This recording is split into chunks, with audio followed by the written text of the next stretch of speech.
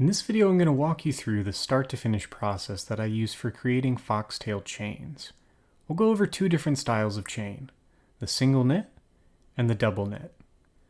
For all the materials in this video are sterling silver. We'll be using 20 gauge round in dead soft, as well as sterling silver solder in hard. 20 gauge round wire is pretty large for a chain, but I wanted to make sure that we used a size that was large enough for you to see what was happening on the video. Here are two other examples that I've done in the same chain style. This is our 20 gauge round. This was done with 24 gauge round, and this was done with 28 gauge round in white gold.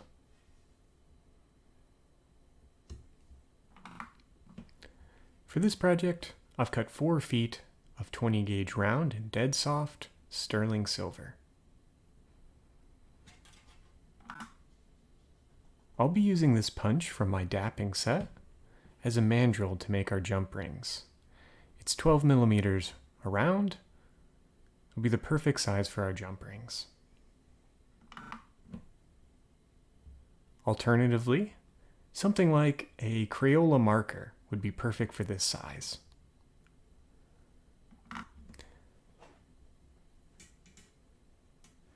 We're going to go ahead and spiral the entire length of our wire around our mandrel.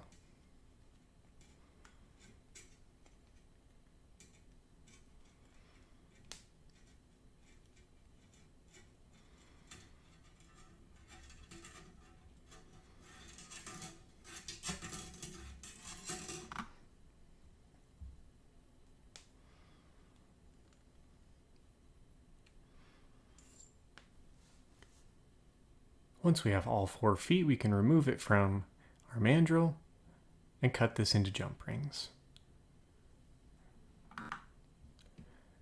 For the best results, taking a jeweler's saw and just running it straight down, all of your jump rings will make for the cleanest connections.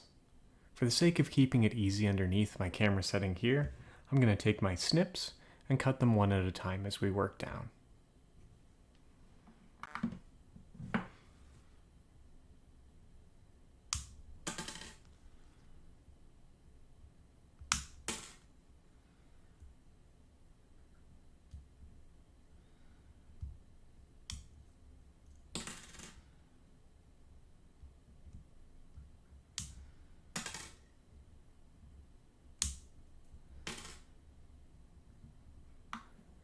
Using the cutters instead of the saw does add an extra step to the process.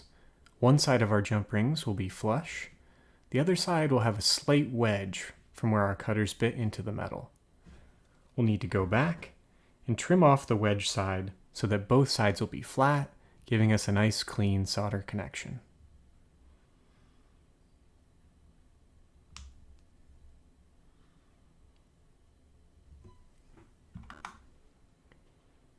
Once we have flat edges on both sides of the jump ring, we're going to go ahead and bring them flush to each other, passing once on top and once below, until we can get that ending nice and flat up against each other. We're going to do this for each jump ring. Once all of our rings are flush with the endings touching each other, it's time to apply some heat. We'll be using hard silver solder to close our jump rings. In order to create our pallions, we're going to cut strips.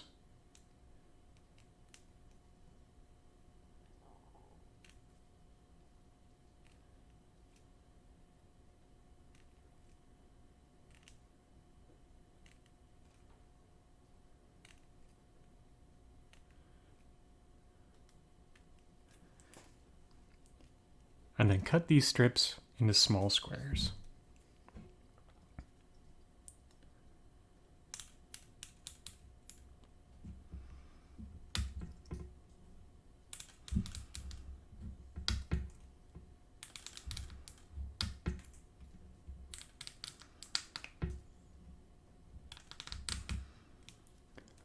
Our solder pallion should be about 1 by 1 millimeters.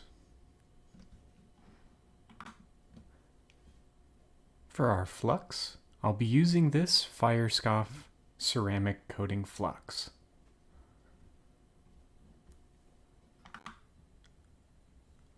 I went ahead and laid out all of my jump rings on a charcoal soldering block. I have the opening facing towards me for each one, just to make it easy to locate. I have all of my solder pallions here below, a titanium solder pick, and a pair of tweezers. Just outside the camera up here to the top right, I have a glass of water for quenching.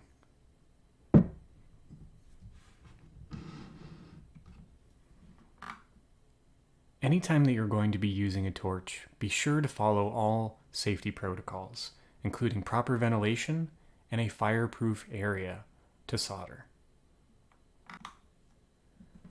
To apply our flux, we're going to take the spray and lightly spray all of our rings. We can pick up the solder pallions one at a time by heating the tip of our solder pick and just dropping it gently onto each ring as we go.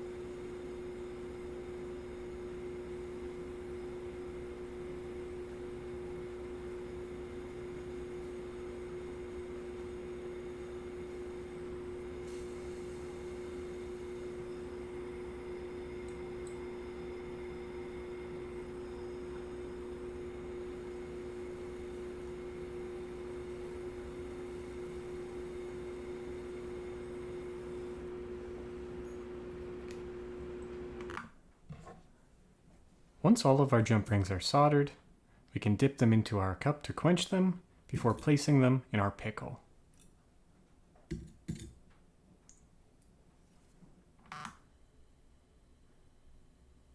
Using pickle will help remove any leftover oxides on your metal, as well as any leftover flux. Now that our rings have been pickled and cleaned, it's time to form them into the links for the chain.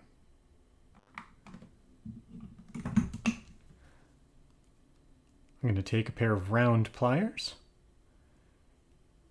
and stretch my link as far as it will go. Once I have this shape, I can go ahead and pinch it in the middle to create a bow tie.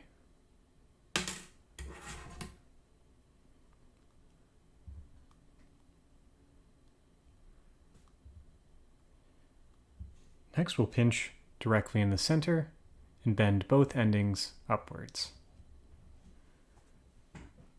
We're going to use this exact template for all of the rings.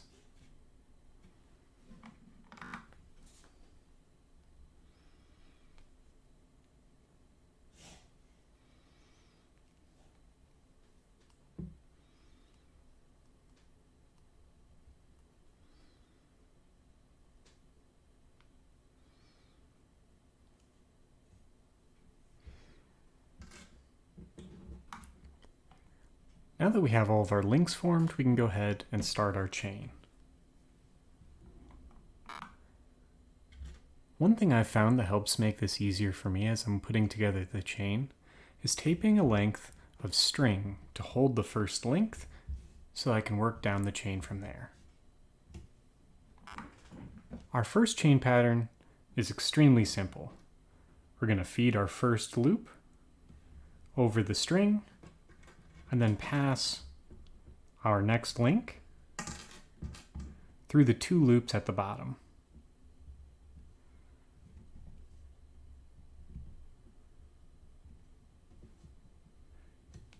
We're going to continue the same pattern, passing our link through the two loops at the bottom and then pulling it straight into place.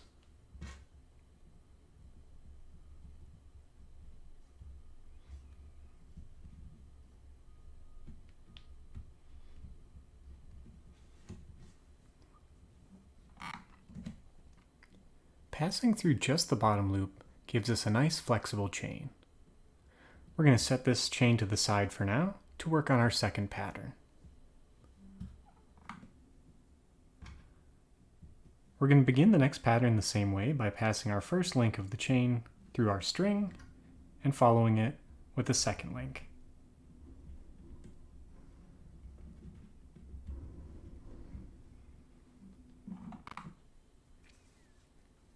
For our third link, we're going to go ahead and slide our round nose pliers in between the first and the second to create some space at the bottom of our first link. We're going to take our third and pass it through that space.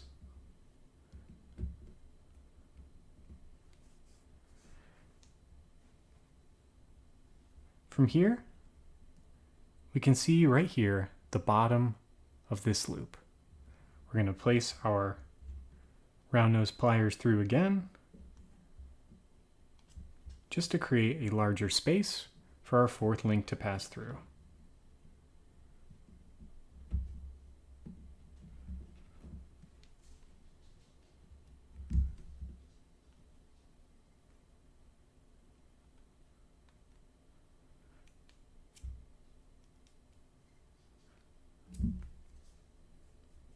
We're going to repeat the same pattern for the rest of our links.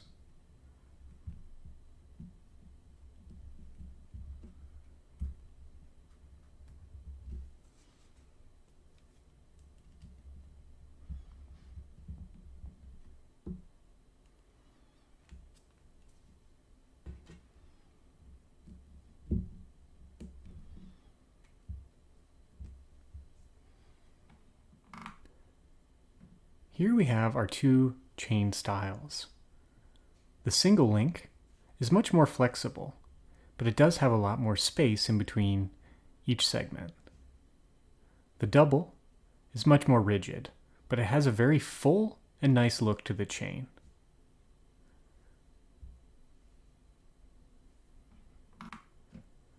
By compressing these chains, we can actually make them look a little bit neater. I'm going to start with our single. Taking my parallel pliers, I can compress along the sides of the chain from both directions.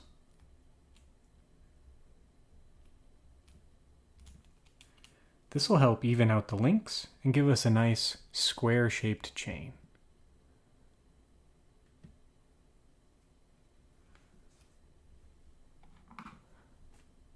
Next, we can do the same with our double knit. Applying gentle pressure from all angles.